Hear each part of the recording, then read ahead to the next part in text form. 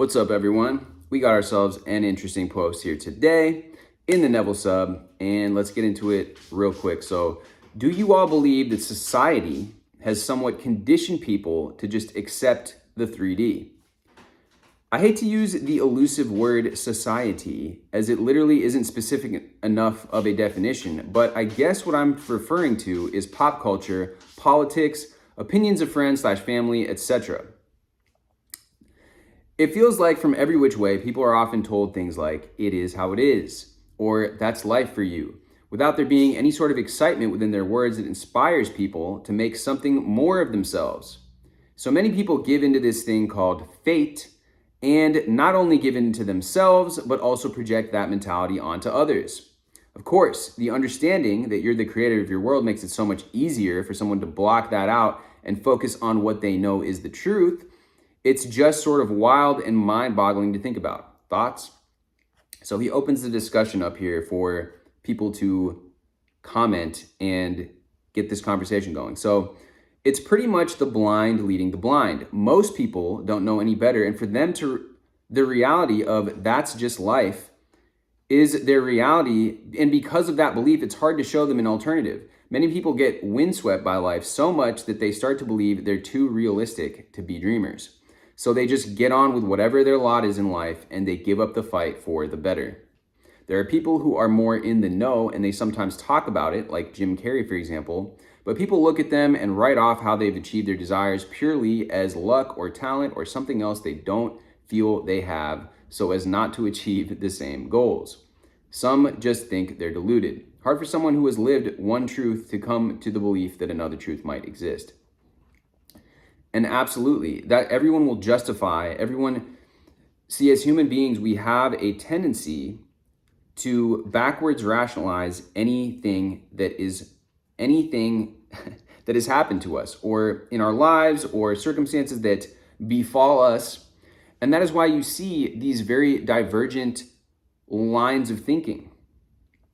A lot of people who achieve success, whether it be wealth, whether it be in any area of life, they come to adopt this type of thinking, the type of thinking that we talk about here on the channel, that take responsibility of your life. Your life is what you make of it. It's the story that you're telling yourself. Your self-concept is, it's the destiny that you've created for yourself. It's not fate. Fate doesn't exist as some outer thing that's governing the story and all the decisions that we're going to make in our life. It's in our hands. And you get this on the flip side, a lot of people that have sort of given up on life, that have had a lot of hardships. And what's crazy is a lot of the people that are successful have also had hardships as well, but they've spun it around and turned it into a strength rather than a debilitating thing. I mean, the classic, most visceral examples of this are some of those people who are literally physically handicapped, right? They don't have legs or they don't have arms, and they're competing athletes like swimmers and bodybuilders and there's all kinds of things like this. You see all kind of counters to the rule of, oh, well, that's just my lot. That's just my luck. Well, some of these people, they don't accept it. Madonna found success in her career much later on after being rejected. I mean, there's so many stories like this, guys. We've got J.K. Rowling, you've got Oprah Winfrey, Arnold Schwarzenegger, all these people rejected. Probably all of the artists that you see and admire today, currently, actors, artists, face countless amounts of rejection. George Clooney, another one. The list goes on and on. So it's very obvious to me, though, that people subscribe to this idea as a way of a self-protective mechanism so that they don't have to try. They don't have to go for it. Because what is the difference between somebody that makes a decision, says, hey, look, I want to be a famous actor. I want to be an athlete. I want to be a writer. I want to be a business owner. I want to be a multimillionaire. I want to have my own baking company, whatever it might be, right? What is this common denominator between those people and the people that don't do it? Is the fear. What's greater? What's a greater fear? Because they say fear is a more powerful motivator than the promise of gain. right? So, as unfortunate as that may be, regardless, that's a different discussion entirely. What's stronger? Your fear of staying where you are currently and going and living that life of familiarity, of comfort, even though it might be shitty. You might be stuck in a studio apartment or a filthy area, living space. You might not have barely enough money to scrape by. But is the fear of that, of the unknown? What's stronger, the fear of the unknown, which is a complete unknown X? You don't know what it is. It's behind this curtain, right? Or the fear of staying here? What's stronger? And it's a constant. You will see how it plays out by people's decisions, their decisions that they make. It's very evident what fear is stronger based on their actions that they take. If their fear of the unknown is stronger, then they stay. They stay doing the same thing that's been getting them the same result. And they stay on that hamster wheel doing the same thing over and over. Until before you know it, 10 years gone by, 20 years gone by, 30 years. And now you're an old man or an old woman sitting in your rocking chair. And you're looking back on your life and you're saying, oh, well, there's always an excuse. When you're young, the excuse is, oh, I don't know enough. I'm not ready yet. I'm not prepared. I don't have all the information. I haven't met the right person yet. I haven't met that person that's going to give me this boost in my career. And when you get older, you start getting the years go by, right? Well, you say, now I'm not young anymore. Now it's time for them the younger generation's got to do this now. I'm past my prime. But, Colonel Sanders started KFC when he was in his 60s. So did Ray Kroc, started McDonald's when he was pretty, farther up in years. There's tons of people that start their career. It doesn't matter how old you are. Really. I mean, it's odd to me as well that people always bring this age thing, make it such a determining factor of their identity. It's very odd to me. I've never liked it, even when I was very young, as a little kid, as a kid, child, teenager growing up. And today into adulthood, through my early 20s and mid 20s, and now past that, I've always felt that it's some complete BS, because all that you're doing is putting yourself into a box that limits you, the same way that saying, oh, as this person of this age, of this place, of this, coming from this part of the town, who cares, man? If you want to be the I am that we just talked about in the last post, in imagination, then all of that stuff is irrelevant. It really is. It really doesn't have any play into whether you feel the fear being stronger here or the fear being stronger here. But if the fear is stronger here, then you're going to open that curtain and see what's behind curtain number 2 in the unknown, and you're going to go for it, because you don't want that pain of regret. They say pick your hard. It's hard to be. They say it a lot in the communities of motivation, like self-improvement and fitness. But it's like, pick your hard. Do you want to be a fat ass with health problems and your body is just completely out of whack, and you're gonna have to pay. You're gonna have to pay down the line. You're gonna have to pay for it, even if you're not paying for it now. You are, because you're mentally foggy, mentally in a defocused haze state, and you can't even think straight. Maybe you don't realize it, because much like alcohol, you built up a tolerance to eating all this toxic stuff. But down the line, you're gonna have to pay for it in the medical bills. You're gonna have to pay for it in your family, concerning your family, of your health problems, maybe an early death.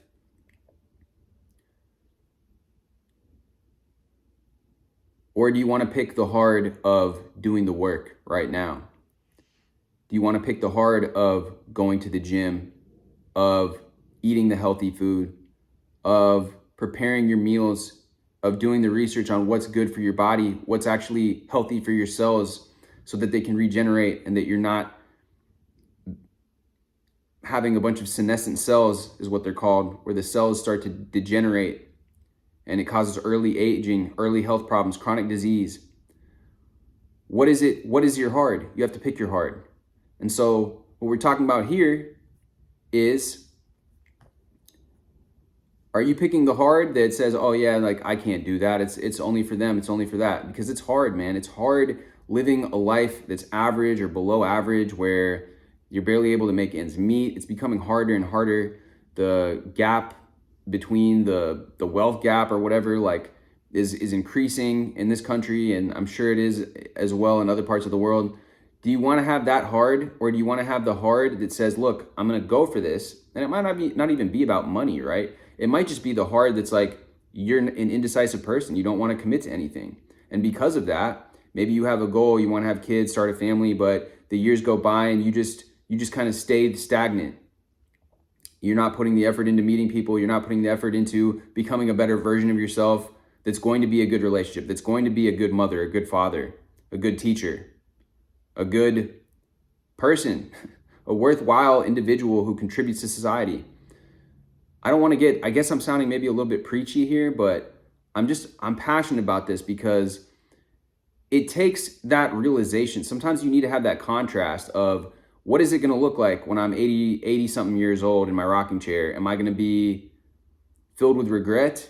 And did I choose that hard? That's the hard life of living with all the regret? Or did I choose the life that was hard in the moment, and now I'm satisfied as that 80, 90-year-old living in my rocking chair, because I'm saying, hey, you know what? I lived my life. I did the things that I wanted to do. I set out, maybe some of the things didn't work out, maybe other opportunities of things didn't go as planned. You know, things never usually go as planned. They say that man plans and then God laughs, right? But at least, did I put my best foot forward? Did I go for it? And then I got some results, whether they might not have been the exact results that I intended for, but hey, was I able to like manifest and create some good things in my life? Was I able to leave a positive imprint on this world for my children or future generations? And you have to think about that. You have to think about that, and you have to use that as your internal fuel to motivate you. Because otherwise, you're going to be like this guy says, the blind leading the blind. They don't know any better. That's just life. Whatever you've been handed, whatever cards you've been dealt, are you going to be the person that just accepts it and says, oh yeah, my fate's already been written on the wall? Or are you going to be that person that takes it and says, hey, what can I actually do with this though? Maybe there's some other hand at play. Maybe there's some other play I can make with the hand that I've been dealt.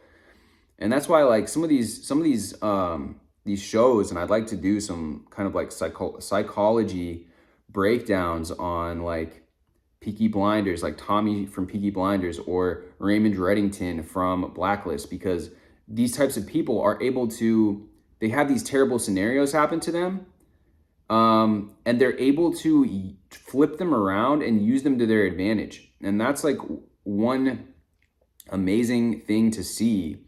And that's one reason that I love storytelling and I love writing and I love like watching shows that have been created, is that I love when they have these characters that are able to rise above, as many of us do, kind of like those underdog characters who then rise to the occasion. It's amazing to see. And there's something very very touching about that. I think it's a story that we can all relate to, like the hero's journey. Anyways, going through the rest of these comments, they're talking about Jim Carrey, and somebody's asking, what did he say about manifestation? He's like, yeah, he talks about how he used to powerfully imagine him working as an actor in Hollywood. He wrote himself a check for $10 million, kept in his wallet, and some stage in the confirmation came when he was getting it paid $10 million for Dumb and Dumber. It was a long journey. And yeah, he's another person that would go to these stand-up comedy clubs for years and years and years, and his girlfriend didn't believe in him. He had no support. And it's stories like this that are so amazing to hear, because they just show you, like, that's the difference. Somebody like Jim Carrey, he didn't care. His fear of staying the same and not realizing his dream was more powerful. So he went and heard the no after no after no, rejection after rejection, and he persevered, and he found a way by throwing things at the wall, by pure amount of reps. And I'm not saying to just mindlessly take action. You have to think about what you're doing too, but I think a lot of people are too caught up with fear, with being judged, with the fear of all of those things. And you have to make that fear of staying the same and not realizing your potential greater. he goes into more depth in this in Jim and Andy, The Great Beyond, the documentary. So good. When I'm discouraged, I think of his experiences and get re-inspired. I'll listen to his famous graduation speech or bits from that movie. His journey has really helped make LOA click for me. Forgive me if I didn't quote this properly word for word, but at the end of the documentary, he makes a comment about being thirsty, going to pick up a cup of water next to him.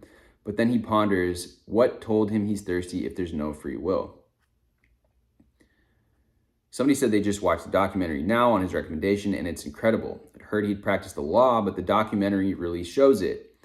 Not just when he talks about it explicitly, but almost everything he says and does throughout has a second meaning when seen through the eyes of the law. And I'm only 15 minutes in. Yeah, that's awesome. I think I'd like to check that out as well. I love seeing celebrities and successful people talk about this stuff because it's, you know that they're applying it, and you know that when they talk about it, they're not just doing mental masturbation like a lot of people might be doing on the internet. They've actually lived this, and they've actually brought this into reality, into the 3D world. They've manifested it. And so it's like listening to a teacher who's actually done the thing. You can liken it to listening to business advice from a multimillionaire rather than listening to your professor teaching you business who has never grown or touched a business in his life, right? So I love hearing their stories. And with that being said, I'm probably going to check that out. Without delaying and prolonging this video, I don't think there's much to add here from the comments. So I guess I'll just read actually this last one. It looks like this last one here has gotten some upvotes. So let's check it. So it's because of belief. Where do we get our beliefs? We get them from our parents and those around us when we're children, who got them from their parents and those around them when they were children, etc. So the belief that this is all there is perpetuates. Then confirmation bias comes into play. The brain likes to pigeonhole information so it's easier to handle. Confirmation bias is when you consciously and subconsciously look for evidence to back your current beliefs and disregard anything contrary to them. You can take advantage of the brain's confirmation bias to build any new belief you want. And somebody asked, by consistently repeating new information. And then think about askfirmations. Your brain, to answer a question, is always sifting through your memories and experiences to either refute or accept your claims. I talk about this in my affirmation video. A poster mentioned on here, a trick, for example, if you're newly affirming, people love me, each time someone is even mildly nice to you, saying, see, people really do love me, is a way to make your brain go fetch more evidence. Your brain likes evidence, but it doesn't have to necessarily be true. I love that. And I discussed that in a previous video when my girlfriend and we were out in Salt Lake City in Utah. And we went around affirming this. We affirmed everybody loves us. People just love our energy. Everyone just wants to give us free stuff. And you can go and check that video out if you want. The thumbnail is like us walking around, and it says a how-to video on robotic affirming. But that's exactly what we got. That entire trip, people kept giving us free things. I consistently get free things a lot of the times. Places that I go, people just hook me up. I like this place, Cafe Rio, and it's like Mexican Tex-Mex food, but they got really good taco salads. And a lot of the time we'll go there, and this one girl in particular, if she's working there, she always just hooks it up. She just gives me so much. She gave me extra guac last time. Sometimes she'll give us free drinks on the house. I can't even think, because there's just so many times that I've been getting free things or additional things when I go out to eat or to Starbucks or whatever. Not necessarily Starbucks, but to any coffee place. But anyways, I love that too, because I love how vague it is, that everyone loves you. People are always just giving us free things. Your brain won't encounter that much resistance for it. At least mine doesn't. So anyways, with that being said, guys, much love as always. Drop me a like, drop me a comment about this. Let me know what you think, and hit me with a subscribe if you've not done so already. And with that, I will see you guys in the next video.